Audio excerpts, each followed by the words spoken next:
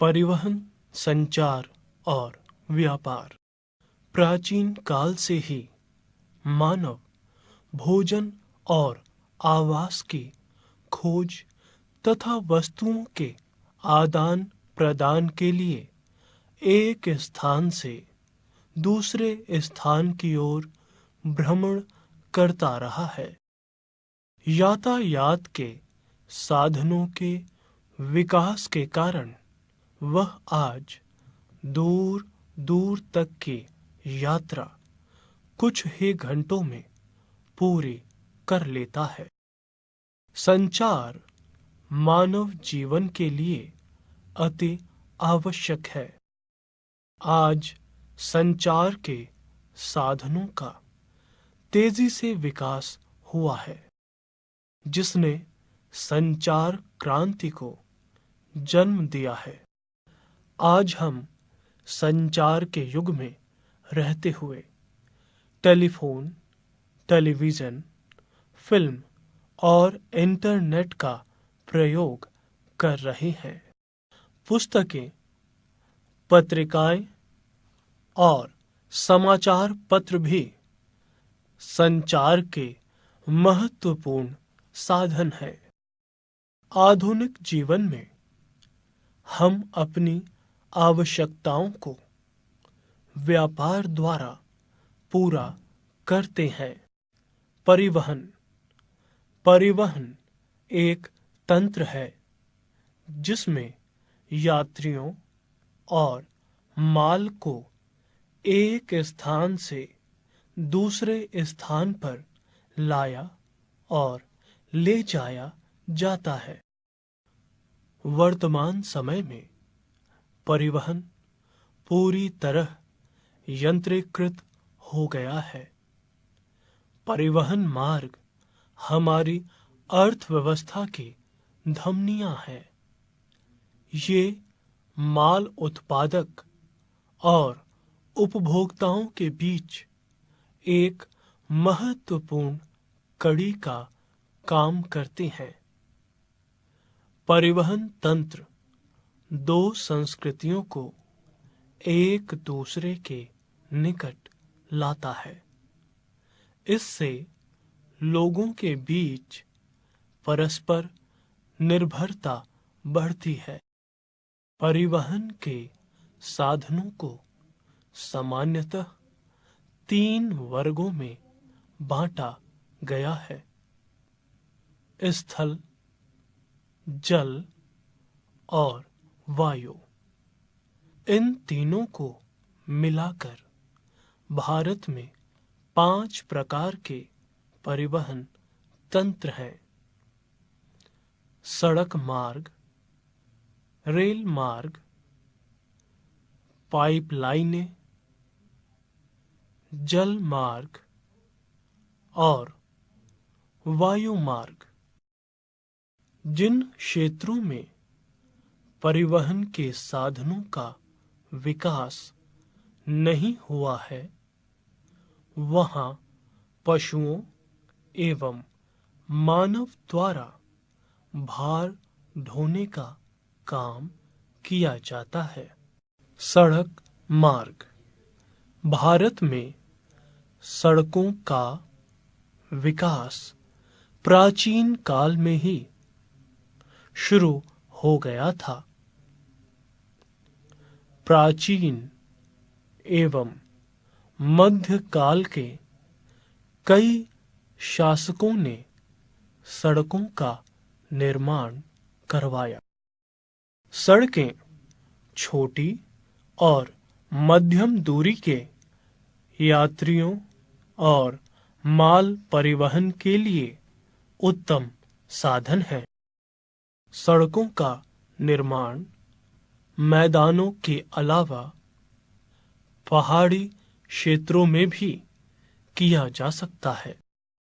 सड़कें खेतों को बाजारों और कारखानों से जोड़कर अर्थव्यवस्था को आधार प्रदान करती है।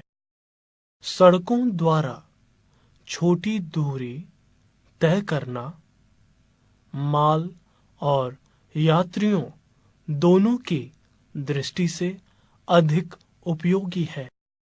भारतीय सड़कों को कई वर्गों में बांटा गया है, जैसे राष्ट्रीय महामार्ग, राज्य मार्ग, जिले की सड़कें, गांव की सड़कें तथा सीमावर्ती सड़कें। इनके अलावा कई अंतर्राष्ट्रीय महामार्ग और एक्सप्रेस मार्ग भी हैं। एक्सप्रेस मार्ग ये 4 से 6 लेन वाले महामार्ग हैं जो देश के एक सिरे को दूसरे सिरे से जोड़ते हैं। इन पर तेज गति से वाहन चलते हैं। भारत की गणना संसार के सबसे सघन सड़क जाल वाले देशों में की जाती है।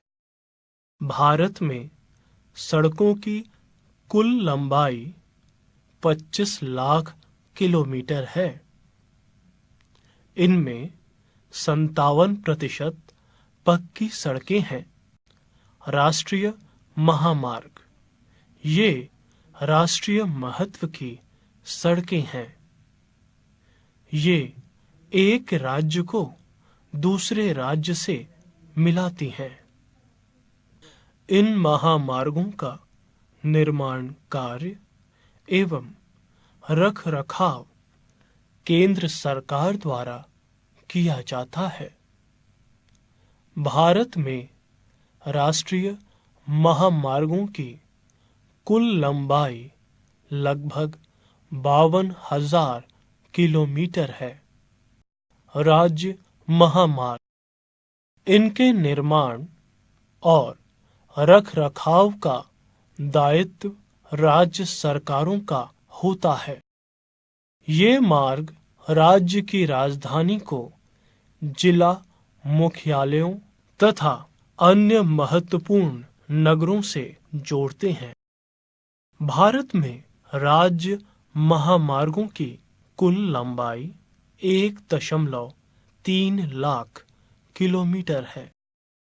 जिले की सड़कें जिला मुख्यालय को जिले के विभिन्न नगरों व कस्बों से जोड़ती है। गांव की सड़कें गांवों को निकटवर्ती कस्बों और नगरों से जोड़ती हैं। सीमावर्ती सड़कें इनका निर्माण देश के सीमावर्ती क्षेत्रों में किया जाता है। इनके निर्माण व रख रखाव का दायित्व सीमा सड़क संगठन का है।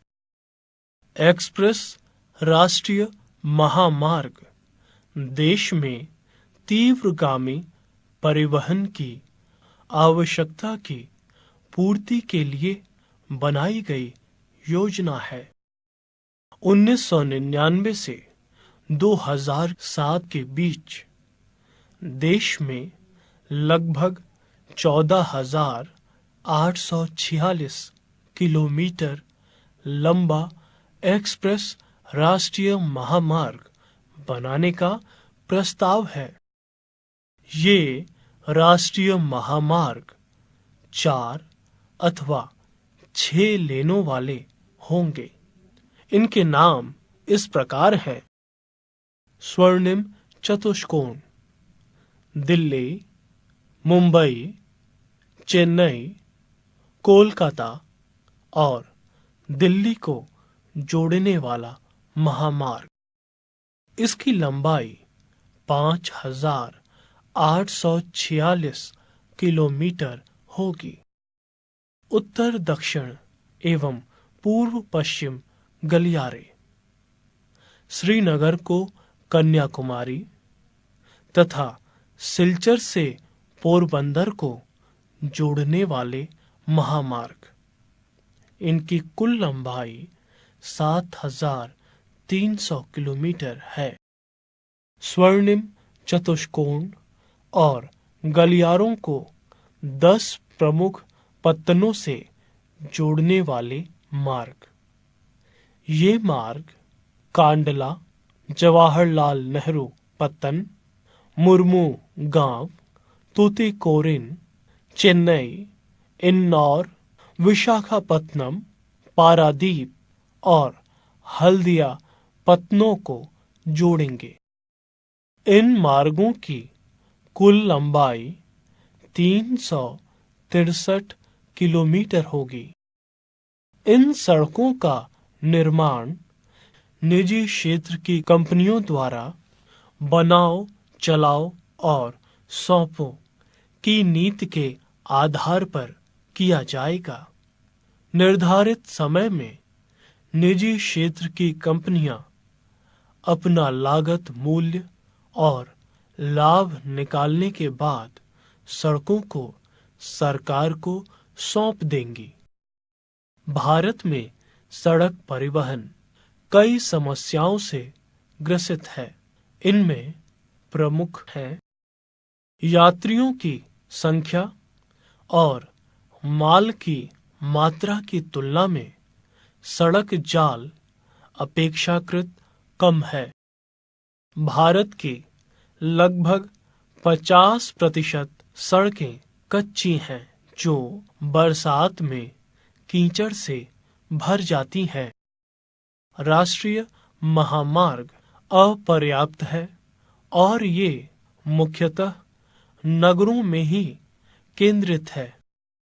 मार्ग में पुल और पुलिया संकरी हैं।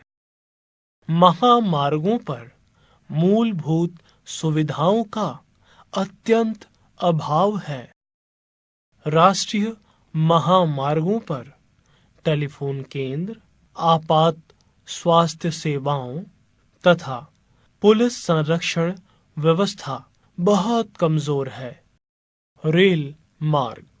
भारत में रेल मार्ग अंतः स्थलीय परिवहन की प्रमुख धमनियां हैं। बड़े पैमाने पर माल को ढोने तथा बहुसंख्यक यात्रियों को लाने ले जाने के लिए ये देश की जीवन रेखाएं हैं। भारत में रेलों का इतिहास 150 वर्ष पुराना है। रेल मार्गों की कुल लंबाई लगभग 63,000 किलोमीटर है। भारतीय रेलें प्रति वर्ष 400 करोड़ यात्री तथा 40 करोड़ टन माल ढोती हैं। यह देश में सार्वजनिक क्षेत्र का सबसे बड़ा उपक्रम है। भारत में 6,867 रेलवे स्टेशन हैं। 7,517 रेल इंजन एवं 36,510 सवारी डिब्बे तथा 2,44,419 माल के डिब्बे हैं। 23% रेल मार्ग विद्युतीकृत है। भारत में रेल जाल के वितरण के प्रतिरूप को भौतिक, आर्थिक और प्रशासनिक कारक प्रभावित करते हैं। इनमें प्रमुख इस प्रकार हैं: समतल भूमि, जनसंख्या का उच्च घनत्व, विकसित कृषि तथा औद्योगिक गतिविधियों की अधिकता के कारण विशाल मैदानों में रेलों के सघन जाल का विकास हुआ है। बिहार और असम के बाढ़ प्रभावित क्षेत्रों तथा हिमालय के पर्वतीय क्षेत्रों में रेल मार्गों का विस्तार कम है। राजस्थान के विरल जनसंख्या वाले मरुस्थल तथा सह्याद्री पर्वतीय क्षेत्र रेल मार्गों के विकास के लिए अनुकूल नहीं है।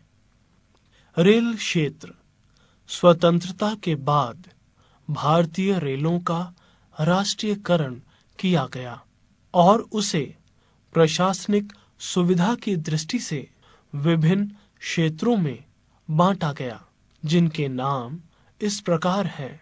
रेल क्षेत्र और उनके मुख्यालय। मध्य रेलवे मुख्यालय मुंबई में। पश्चिम रेलवे मुख्यालय मुंबई में। पूर्व रेलवे मुख्यालय कोलकाता में। उत्तर पश्चिम रेलवे मुख्यालय जयपुर में। दक्षिण पूर्व रेलवे मुख्यालय कोलकाता। पश्चिम मध्य रेलवे मुख्यालय जबलपुर। पूर्व तटीय रेलवे मुख्यालय भुवनेश्वर में। पूर्व मध्य रेलवे मुख्यालय हाजीपुर। उत्तर रेलवे मुख्यालय दिल्ली। दक्षिण रेलवे मुख्यालय चेन्नई। दक्षिण पूर्व मध्य रेलवे मुख्यालय बिलासपुर में। उत्तर पूर्व रेलवे मुख्यालय गोरखपुर। उत्तर मध्य रेलवे मुख्यालय मालीगांव गुवाहाटी। उत्तर मध्य रेलवे मुख्यालय इलाहाबाद। दक्षिण मध्य रेलवे मुख्यालय सिकंदराबाद। दक्षिण पश्चिम रेलवे मुख्यालय हुबली और कोंकण रेलवे मुख्यालय नवी मुंबई। भारत में रेल मार्गों के निर्माण के साथ साथ अनेक प्रकार के गुणात्मक सुधार भी किए जा रहे हैं।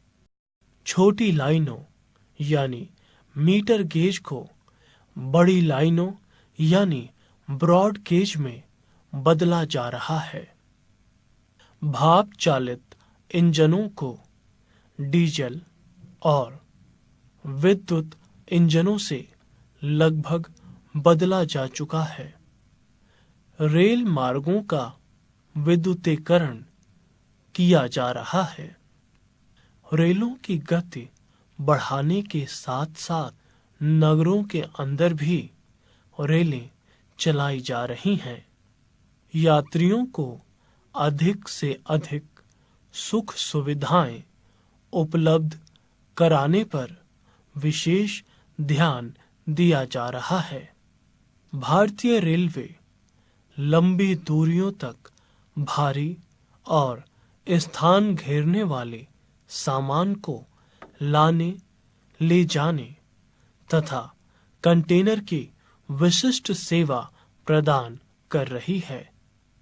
पुरानी पटरियों और स्लीपरों को बदलना, तीव्र गति वाली गाड़ियां जैसे राजधानी और शताब्दी चलाना, रेलवे स्टेशनों पर सार्वजनिक सुविधाओं का विस्तार आदि सुधारात्मक कार्य किए जा रहे हैं।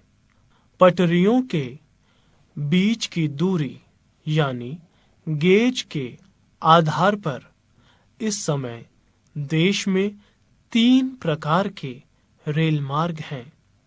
बड़ी लाइन या ब्रॉड गेज 1.675 मीटर।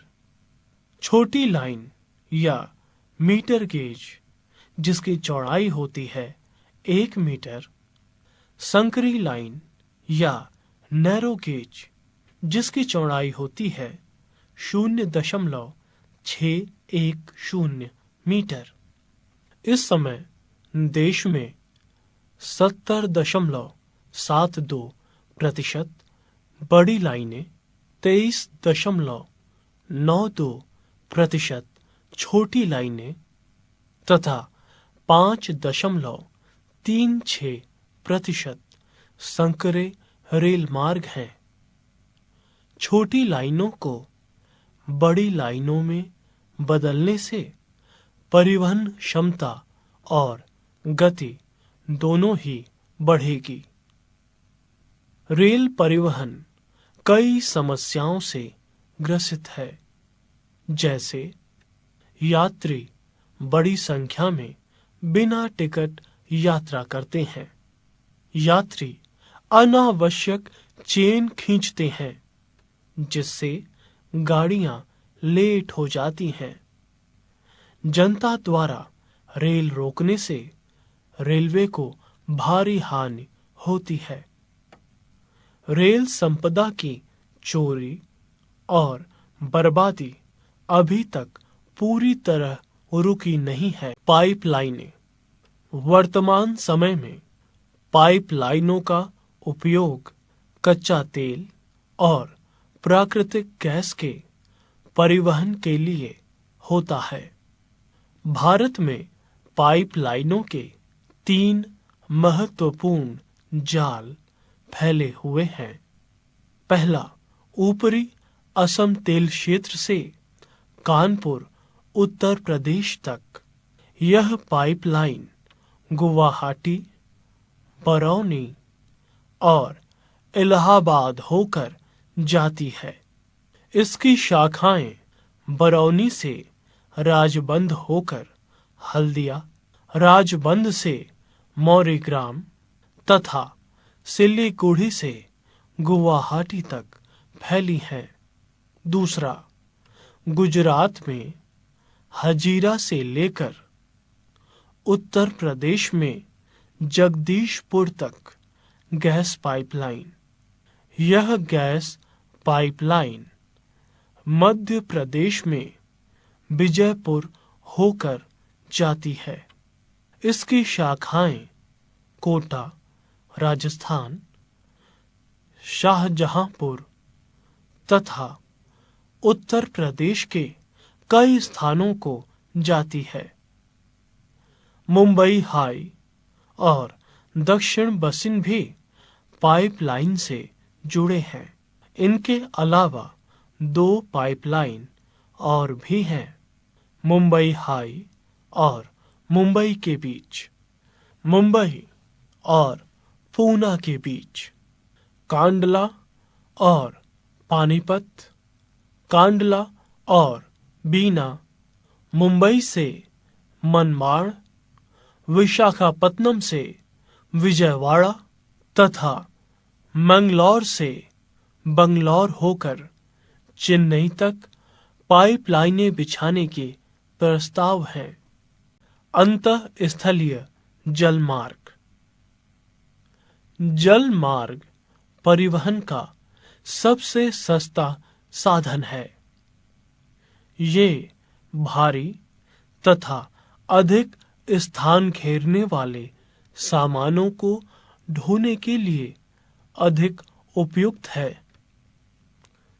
भारत में 14,500 किलोमीटर लंबे अंतःस्थलीय जलमार्ग हैं।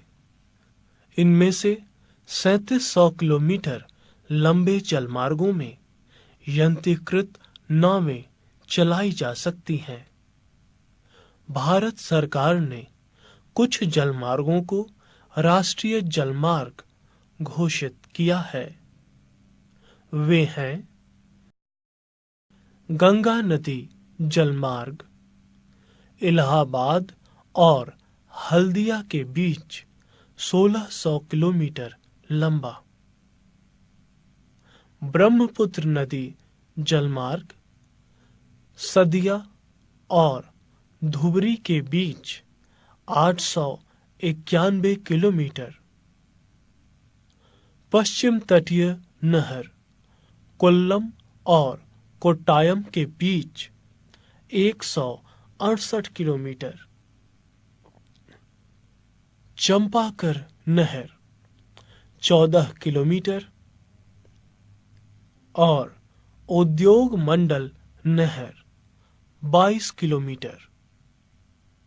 गोदावरी, कृष्णा, बरक, सुंदरवन, बकिंघम नहर, ब्राह्मणी, पूर्व तटीय नहर तथा दामोदर घाटी परियोजना के अंतर्गत निकाली गई नहरें भी उपयोगी अंतःस्थलीय जलमार्ग हैं। वायु मार्ग। वायु मार्ग परिवहन का सबसे तीव्रगामी एवं महंगा साधन है।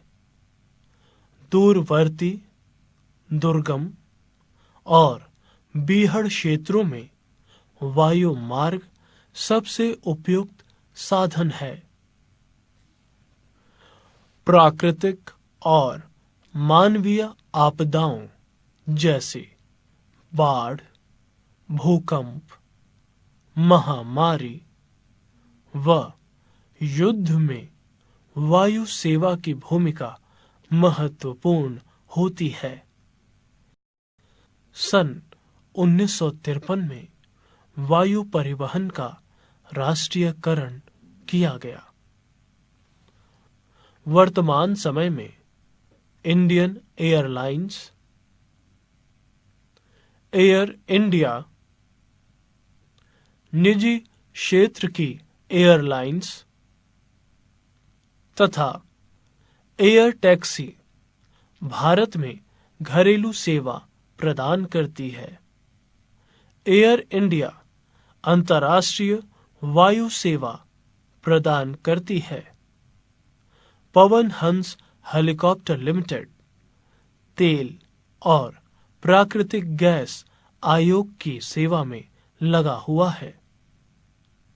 इंडियन एयरलाइंस दक्षिण एशिया तथा मध्य एशिया के देशों को भी वायु सेवा प्रदान करती है। 38 कंपनियों को एयर टैक्सी के उड़ान की अनुमति प्राप्त है। वायु सेवा के लिए भारत में 2 प्रकार के वायुपत्तन हैं, अंतर्राष्ट्रीय और घरेलू। दिल्ली, मुंबई, कोलकाता, चेन्नई, तिरुवनंतपुरम, बंगलौर, अमृतसर, हैदराबाद, अहमदाबाद, पणजी, गुवाहाटी और कोच्चि अंतर्राष्ट्रीय वायुपत्तन है। देश में 63 घरेलू वायुपत्तन हैं। वायुपत्तनों का प्रबंधन व रखरखाव भारतीय वायुपत्तन प्राधिकरण करता है। वायु परिवहन को आधुनिकतम वैज्ञानिक प्रौद्योगिकी उपलब्ध कराया जा रहा है, जिससे कि यात्रा सुरक्षित और सुविधाजनक हो सके। प्रमुख समुद्री पत्तन। भारत की तटरेखा लगभग 7,500 किलोमीटर लंबी है। इस पर 12 बड़े पत्तन हैं तथा 181 मध्यम और छोटे समुद्री पत्तन हैं। बड़े पत्तनों के माध्यम से 90% से अधिक विदेशी व्यापार होता है। कांडला, मुंबई, जवाहरलाल नेहरू न्हावा शेवा, मुर्मुगांव,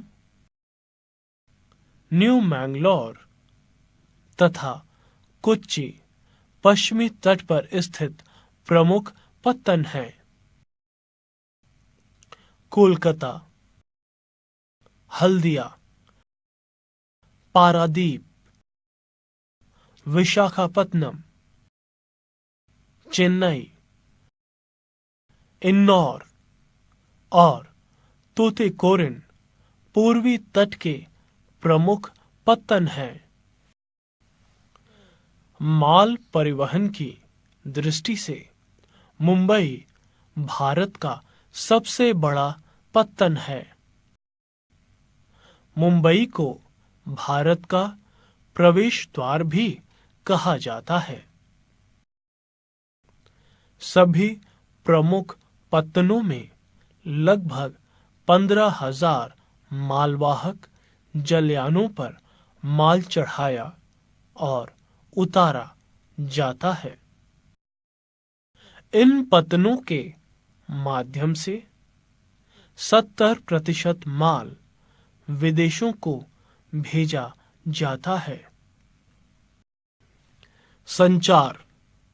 हमारे देश में संचार के दो प्रमुख रूप हैं, व्यक्तिगत संचार और जनसंचार। इनमें electronic, Doordarshan, radio, press, film आदि शामिल हैं। व्यक्तिगत लिखित संचार व्यवस्था का संचालन भारतीय डाक तार विभाग करता है। भारत में डाकघरों का जाल संसार में सबसे विशाल है।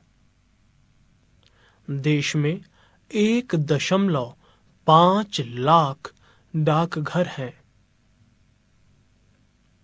89% डाकघर ग्रामीण क्षेत्रों में तथा शेष 11% डाकघर नगरों में सेवारत हैं।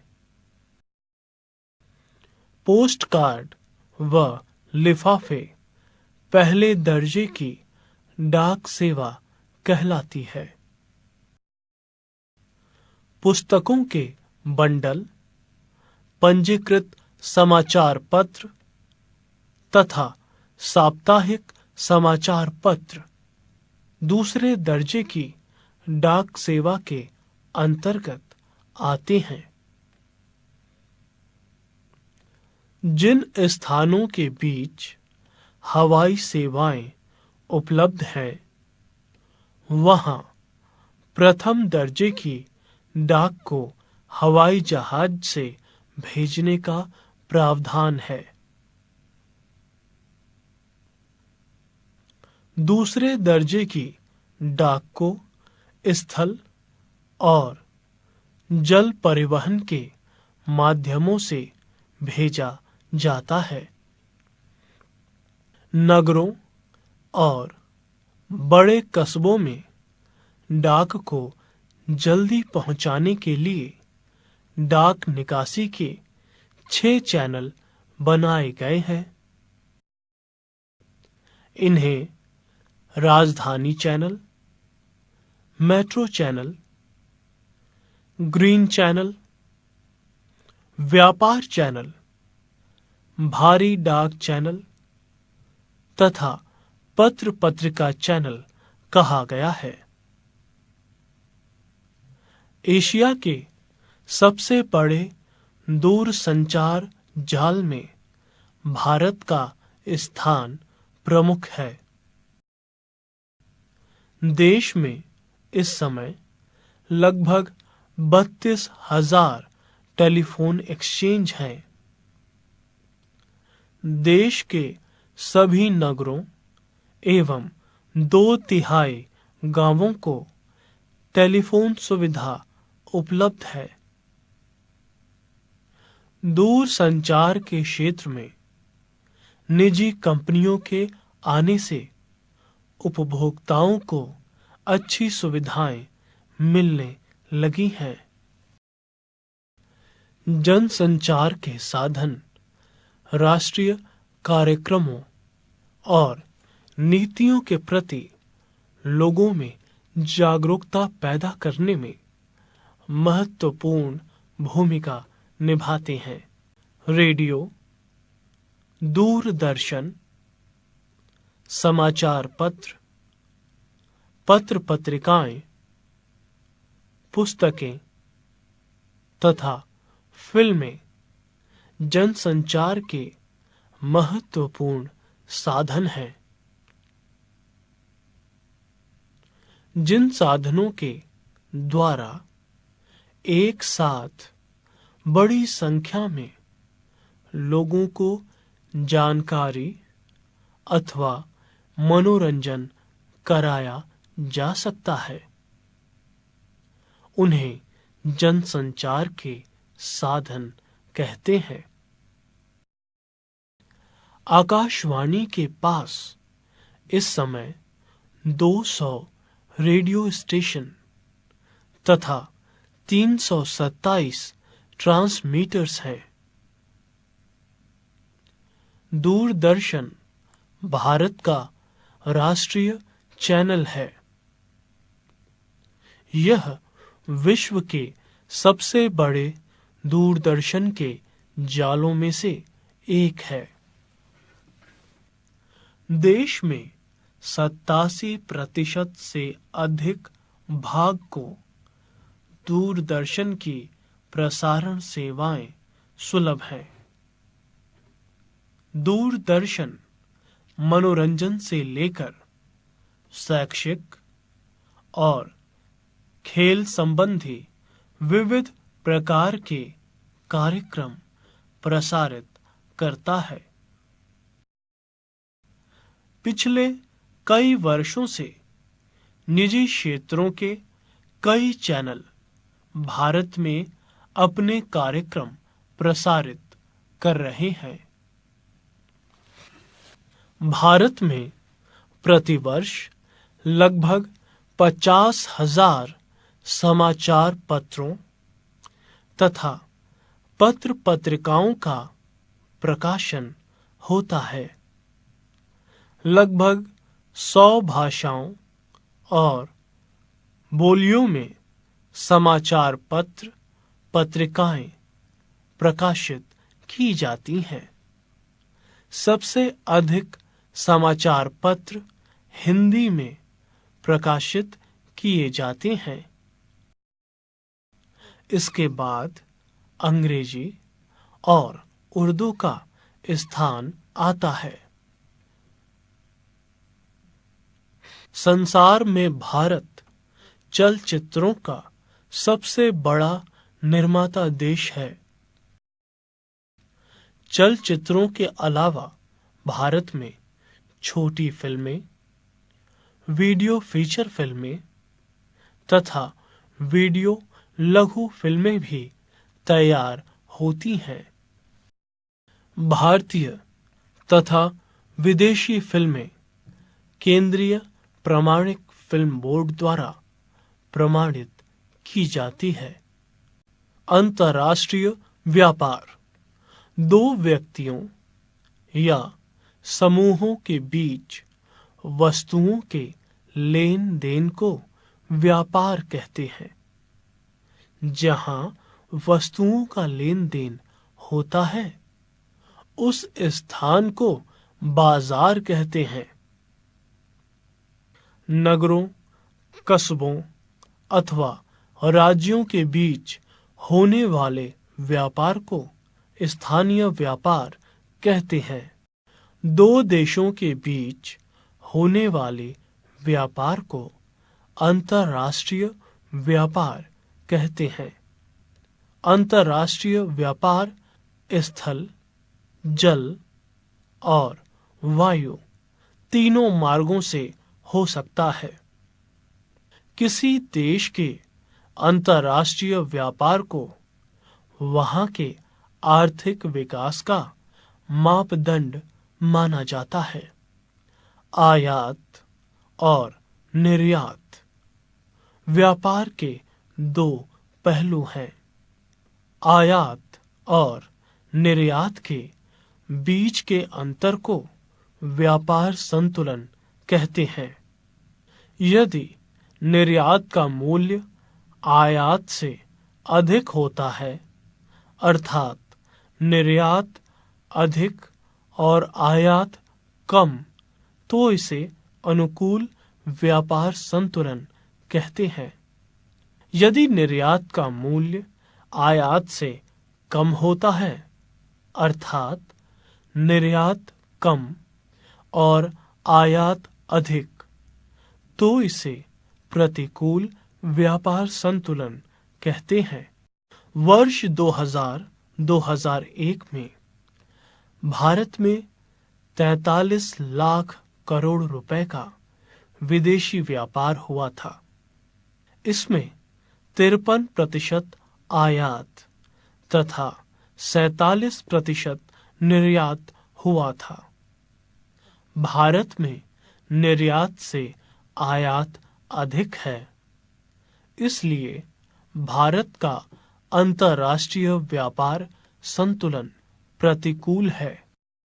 सन 2000-2001 में भारत का निर्यात एशिया और ओशिनिया के साथ 37.5%, पश्चिमी यूरोप के साथ 25.4%, अमेरिका के साथ 24.7% रहा है। इसी वर्ष भारत का 27.5% आयात एशिया तथा ओशिनिया के देशों से, 27.1% पश्चिमी यूरोप से तथा 7.9% आयात अमेरिका से हुआ। भारत से निर्यात की जाने वाली अधिकांश चीजों में निर्मित वस्तुएं हैं, जिनका निर्यात मूल्य 78% है। इसके अलावा निर्यात मूल्यों में कृषि से संबंधित उत्पाद 13.5%, कच्चा तेल और पेट्रोलियम उत्पाद 4.2% तथा अयस्क और खनिज 2.6% हैं। निर्यात की जाने वाली निर्मित वस्तुओं में रत्नमणि और आभूषण 16.6% तथा बने बनाए माल 12.5% प्रमुख हैं। भारत में आयात की वस्तुओं के मूल्य में शामिल है पेट्रोलियम और पेट्रोलियम उत्पाद 31%, मोती और बहुमूल्य पत्थर 9.6%, सोना और चांदी 9.3%, रसायन 6.7%, अवर्गीकृत मंदे 19.9%।